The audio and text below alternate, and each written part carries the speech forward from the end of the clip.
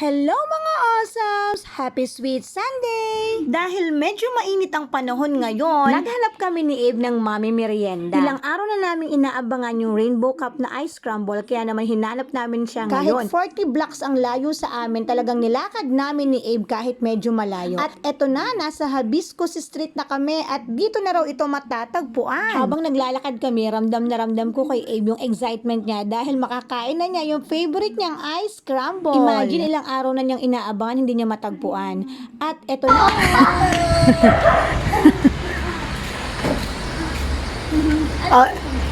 Pili ka na lang, Abe, kung anong gusto mo. Ito po yung mga cake. Ay, wala lang po ako ngayon large. Mini overload lang po, tsaka 90s lang. Oh, yun, Abe. Mini overload.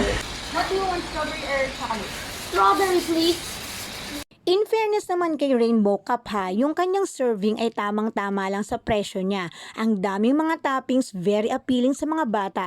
At eto pa ha, malinis ang pagkakagawa pati kanyang mga gamit. Sadya namang alam na alam ni ate ang kanyang ginagawa.